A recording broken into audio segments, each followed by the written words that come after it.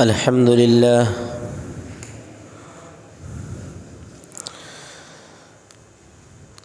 لله رب العالمين والصلاة والسلام على سيد المرسلين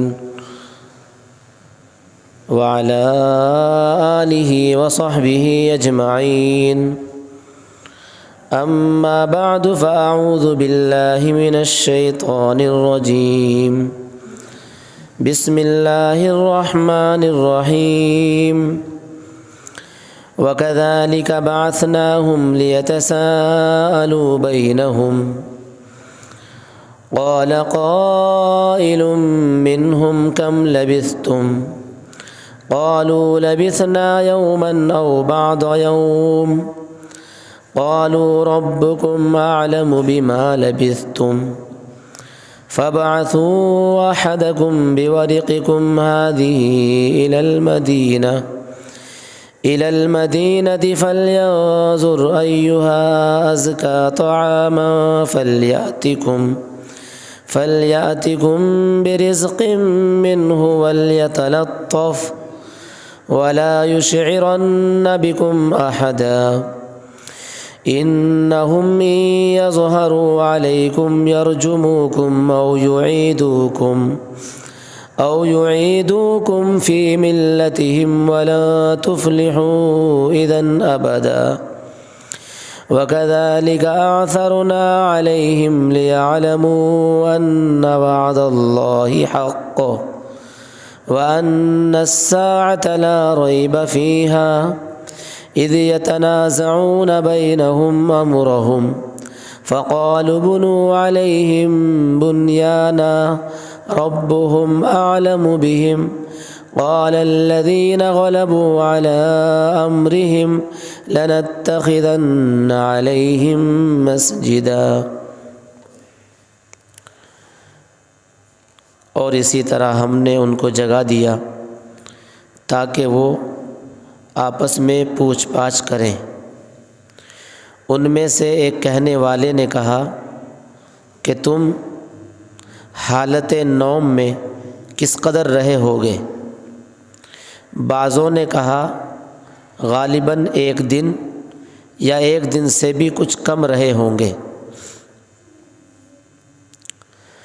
گزشتہ کل اصحاب کہف کی غار میں کیا حالت تھی اس کو بیان کیا گیا، اور ایک بات یہ آئی تھی کہ غار کی چوکھٹ پر کتا اصحاب کہف کا لیٹا ہوا تھا. پھر یہ اشکال ذکر کیا گیا کہ جب احادیث میں کتے کو رکھنے کی ممانعت ہے اور صرف 3 مقصد کے لیے کتے کو رکھنے کی اجازت ہے، جانوروں کی حفاظت کے لیے یا کھیت کی حفاظت کے لیے اور یا شکار کے لیے، ان 3 مقصد کے علاوہ کتے کو رکھنا جائز نہیں، تو اصحاب کہف نے اپنے ساتھ کتے کو کیوں رکھا؟ اس کے کئی جواب مفسرین کرام نے دیے ہیں. علامہ قرطبی رحمۃ اللہ علیہ نے ایک جواب یہ دیا ہے کہ اصحاب کہف جو تھے وہ حضرت عیسیٰ علیہ السلام کی شریعت پر عمل کرنے والے تھے، اور گزشتہ سال سورہ یوسف کی تفسیر میں آپ نے یہ بات سنی ہوگی کہ شریعت کے مسائل میں تفاوت ہوتا ہے، فرق ہوتا ہے. بعض مسائل ایسے ہوتے ہیں کہ پہلی شریعت میں اس کا حکم کچھ اور تھا اور اس شریعت میں کچھ اور ہے. ممکن ہے یہی بات ہو کہ حضرت عیسیٰ علیہ السلام کی شریعت میں کتے پالنا مطلقاً جائز ہو، اس لیے انہوں نے اپنے ساتھ کتے کو رکھا. بہرحال آج جو 3 آیتیں پڑھی گئی ہیں، ان 3 آیتوں میں اصحاب کہف کے اٹھنے، ان کے بات کرنے، شہر میں جانے، پھر واپس غار میں آنے، اور پھر ان کا قیامت تک کے لیے مر جانے کا ذکر ہے. اس لیے واقعے کو تفصیل سے بیان کیا جائے گا اور اس کے بعد ترجمہ کیا جائے گا.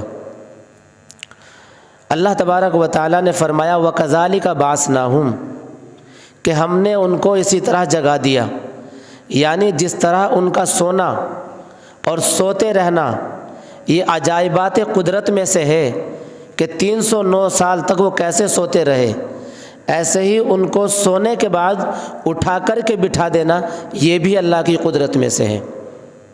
جب وہ اٹھ گئے تو انہوں نے پہلے اللہ کی عبادت کی، عبادت کرنے کے بعد وہ بیٹھے اور انہوں نے اس بات کا ذکر کیا کہ ہم کتنا سوئے ہیں، کتنے دن تک ہم سوتے رہے۔ چونکہ جو وہ سوئے تھے وہ دن کا کچھ حصہ گزر جانے کے بعد سوئے تھے، اس لیے ان میں سے بعض نے کہا کہ ہم یا تو دن کا کچھ حصہ سوئے ہیں یا ایک دن اور اس کا کچھ حصہ سوئے ہیں۔ بعض نے کہا رے تم کاہے کے چکر میں پڑتے ہو، کتنا سوئے کتنا نہیں، ربکم عالم بما لبثتم، تمہارا رب جانتا ہے کہ تم کتنا سوئے ہو۔ چنانچہ انہوں نے پھر کہا کہ اب تو تم یہ کرو کہ کسی کو کھانا لانے کے لیے شہر میں بھیجو۔ تو ان میں جو سب سے ہوشیار ذی شعور شخص تھا اس کا نام تھا یملیخا۔ کہا گیا کہ یملیخا شہر میں کھانا لینے کے لیے جائے، لیکن 2 باتوں کا خیال رکھے۔ ایک تو یہ کہ کھانا حلال ہونا چاہیے، اس لیے کہ جس وقت وہ شہر سے نکل کے آئے تھے اس وقت وہاں کافروں کا ہی دبدبا تھا اور کفر کا ماحول تھا، اور ان کو یہ پتہ بھی نہیں تھا کہ ہم کتنا سوئے ہیں، وہ یہی سمجھ رہے تھے کہ اب بھی کفر کا ہی ماحول ہے۔ اس لیے انہوں نے کہا کہ پہلی چیز اس بات کا خیال رکھے کہ کھانا کیسا ہے، اور دوسری بات جو جائے وہ بڑی ہوشیاری سے جائے، کہیں کسی کو پتہ نہ چل جائے، اگر پتہ چل گیا تو پھر ہم سب گرفتار ہو جائیں گے۔ اور کہا یرجموکم او یعیدوکم، لوگ ہمیں سنسار کریں گے یا اپنے مذہب میں واپس کر دیں گے۔ تو چنانچہ یملیخا گئے، انہوں نے بعض روایتوں میں بکریاں چرانے والوں کا لباس پہنا اور جو اپنی پوشاک تھی اس کو ساتھ میں لیا۔ وہ جب غار سے نکلے اور وہ سڑک پر گزرنے لگے تو انہوں نے دیکھا کہ راستے بدلے ہوئے ہیں۔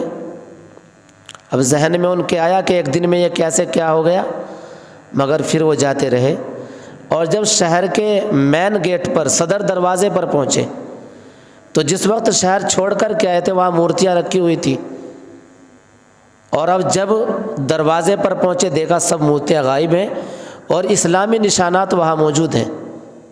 یہ ٹھٹکے، انہوں نے سوچا کہ اوہ تم غلط آ گئے۔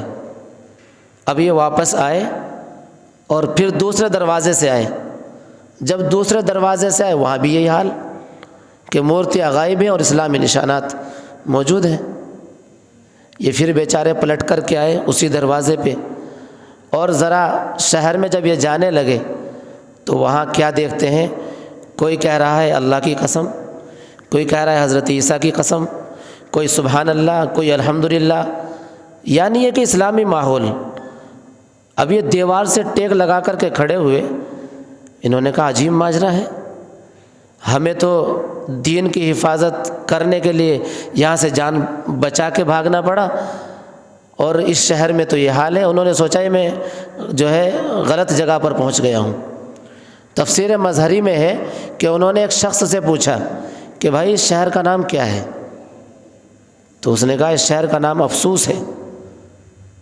اب یہ پھر پریشان کہ شہر وہی ہے، نام وہی ہے، مگر حالات بدلے ہوئے ہیں۔ ان کے ذہن میں پھر بات آئی کہ ہمارا مقصد تو کھانا لینا ہے۔ یہ نان بائی کے پاس گئے، ہوٹل والے کے پاس گئے، ایک ہوٹل والے کے پاس گئے۔ جب انہوں نے پیسے نکال کر کے دیے، اس نے تو ان کو تنخواہ دیا کہ آپ کہیں اور سے لے لیں۔ جب یہ دوسرے کے پاس گئے تو اس نے ہاتھ میں پیسے لیے۔ اب جب اس نے ہاتھ میں پیسے لیے، یہ 300 سال پرانا سکہ جو بہت بھاری تھا وہ ہاتھ میں، اور پھر اس پہ اس وقت کے بادشاہ دقیانوس کی تصویر تھی۔ وہ کہنے لگا یہ کیا ہے؟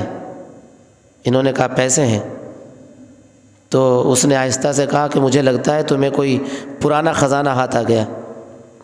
اور یہ کر لیں کہ جو آپ کا خزانہ آپ کو ہاتھ لگا ہے دونوں شریک ہو جاتے ہیں، مجھے بتا دے کہاں ہے، ہم دونوں شریک ہو جائیں۔ اب یہ بڑے عجیب پریشان حال ہے کہ یہ کیسی بات۔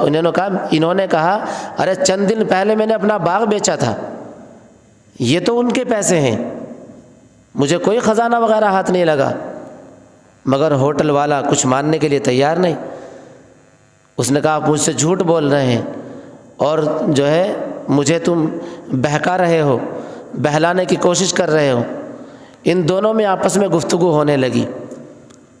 جب ان کی گفتگو بڑھی اور لوگ بھی وہاں اکٹھا ہو گئے، ایک ہجوم ہو گیا۔ لوگوں نے کہا ضرور اس کے کوئی خزانہ ہاتھ لگا ہے۔ ان سے کہا کہ یا تو آپ بتا دیں کہ خزانہ کہاں ہے، ورنہ ہم تمہیں بادشاہ کے پاس لے جائیں گے یقتلک، اور بادشاہ تجھے قتل کرے گا۔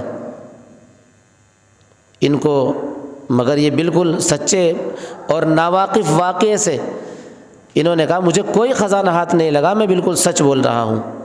مگر انہوں نے ان کو پکڑا اور شہر کی گلیوں میں شور ہوتا رہا، ان کو لے جایا گیا۔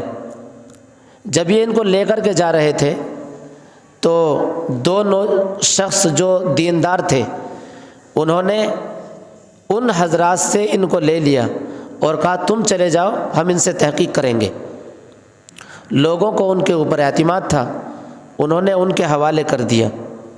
انہوں نے تحقیق کی، انہوں نے پوچھا کہ بتائیں تمہارے پاس کہاں سے یہ خزانہ آیا ہے؟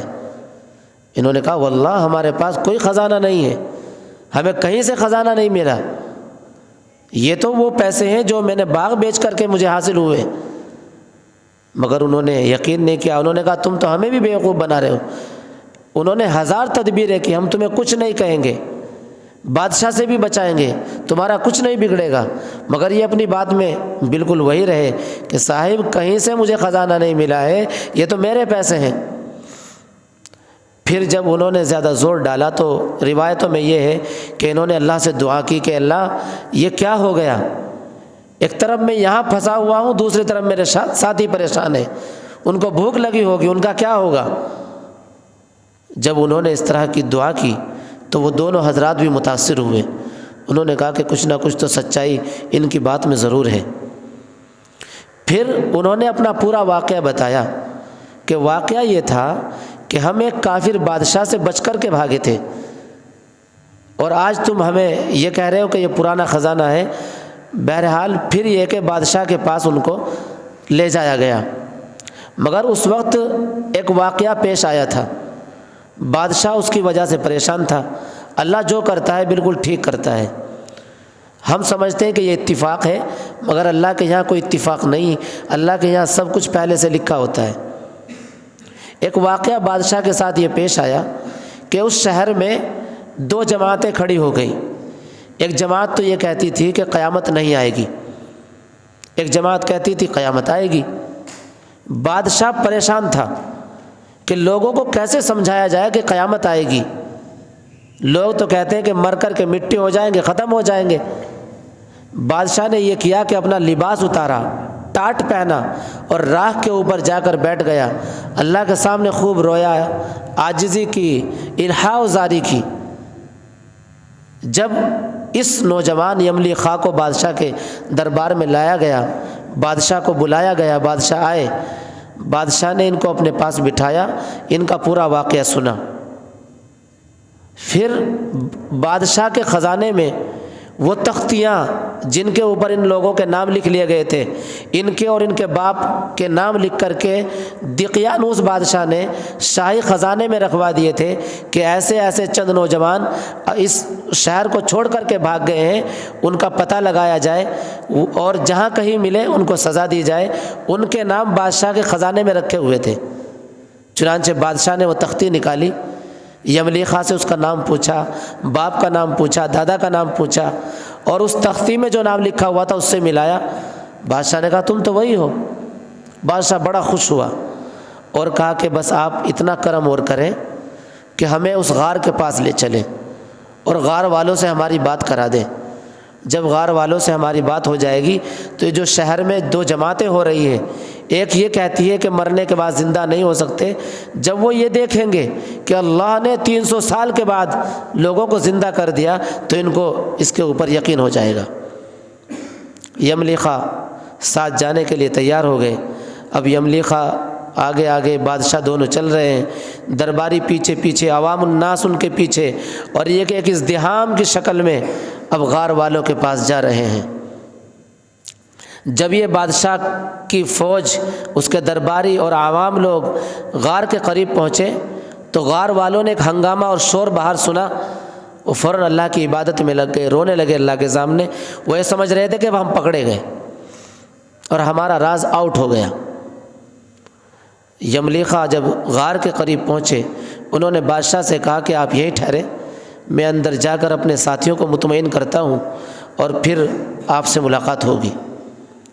جا کر کے اپنے ساتھیوں کو پوری بات بتائی کہ حالات شہر کے بدل چکے ہیں، لوگ دیندار ہو چکے ہیں، لوگ پرہیزگار ہو چکے ہیں، اور شہر میں اب دینداروں کا اور توحید والوں کا بول بالا ہے، کفر والے ختم ہو چکے ہیں۔ جب انہوں نے سنا بڑے خوش ہوئے، اور خوش کیا ہوئے کہ اللہ کی قدرت پر اور ان کا یقین بڑھ گیا جب انہوں نے یہ سنا کہ ہم 309 سال تک کے سوئے رہے۔ اب بعض روایتوں میں تو یہ ہے کہ یہ سن کر کے تھوڑی دیر کے بعد ان کا انتقال ہو گیا، اور بعض روایتوں میں یوں بھی ہے کہ وہ نوجوان غار کے دروازے پر آئے، بادشاہ سے ملاقات کی، اور جو سب عوام الناس وہاں پر موجود تھے سب نے ان کو دیکھا، اور تھوڑی دیر کے بعد انہوں نے رخصت لی اور غار کے اندر چلے گئے۔ پھر اللہ نے ان کو قیامت تک کے لیے موت دے دی۔ اور پھر اس کے بعد یہ ہوا کہ بادشاہ نے کہا کہ اب ہم اس غار کے پاس ایک مسجد بنائیں گے۔ کچھ کافر وہاں بچے ہوئے تھے، انہوں نے کہا کہ ہم تو ایسی چیز یہاں بنوانا چاہتے ہیں جو مسافروں کے کام آ جائے، لیکن بادشاہ نے کہا نہیں، یہاں یہ نیک لوگ ہیں، ان کے غار کے قریب ہم ایک مسجد بنائیں گے۔ یہ پورا واقعہ جو تفصیلاً آپ کے سامنے آیا ہے مختصراً ان آیتوں میں آئے گا، ترجمے کے ساتھ سمجھتے جائیں۔ وَكَذَلِكَ بَعَثْنَاهُمْ لِيَتَسَاءَلُوا بَيْنَهُمْ، اور اسی طرح ہم نے ان کو جگہ دیا تاکہ وہ آپس میں پوچھ پاچھ کریں۔ قال قائل منہم، ان میں سے ایک کہنے والے نے کہا کہ تم نیند کی حالت میں کس قدر رہے ہوگے؟ بعضوں نے کہا غالباً ایک دن یا ایک دن سے بھی کچھ کم رہے ہوں گے۔ دوسرے بعضوں نے کہا کہ یہ تو تمہارے خدا ہی کو خبر ہے کہ تم کس قدر رہے۔ اب اپنے میں سے کسی کو یہ روپیہ دے کر شہر کی طرف بھیجو، پھر وہ شخص تحقیق کرے کہ کون سا کھانا حلال ہے، سو اس میں سے تمہارے پاس کچھ کھانا لے آوے، اور سب کام خوش تدبیری سے کرے اور کسی کو تمہاری خبر نہ ہونے دے۔ انہم ان یظہروا علیکم، کیونکہ اگر وہ لوگ کہیں تمہاری خبر پا جائیں گے تو تم کو یا تو پتھروں سے مار ڈالیں گے یا تم کو جبراً اپنے دین میں پھر واپس کر لیں گے، اور ایسا ہوا تو تم کو کبھی فلاح نہ ہوگی۔ وَكَذَلِكَ آثَرْنَا عَلَيْهِمْ، اور اسی طرح ہم نے لوگوں کو ان پر مطلع کر دیا تاکہ وہ لوگ اس بات کا یقین کر لیں کہ اللہ تعالیٰ کا وعدہ سچا ہے اور یہ کہ قیامت میں کوئی شک نہیں ہے۔ یعنی جب دونوں جماعتوں نے دیکھا کہ 309 سال کے بعد اللہ نے ان کو جگہ دیا تو ان کو بھی یقین ہو گیا کہ قیامت ضرور آئے گی۔ اذ یتنازعون بینہم امرہم، وہ وقت بھی قابل ذکر ہے جب کہ اس زمانے کے لوگ ان کے معاملے میں باہم جھگڑ رہے تھے۔ سو ان لوگوں نے کہا کہ ان کے پاس کوئی عمارت بنوا دو۔ ان کا رب ان کو خوب جانتا تھا۔ جو لوگ اپنے کام پر غالب تھے انہوں نے کہا کہ ہم تو ان کے پاس ایک مسجد بنا دیں گے۔ اب مزار کے پاس مسجد کا بنانا، اس کی کیا شکل ہے، کہاں تک جائز ہے، کہاں کیا شرطیں ہیں، وہ انشاءاللہ کل آئیں گی۔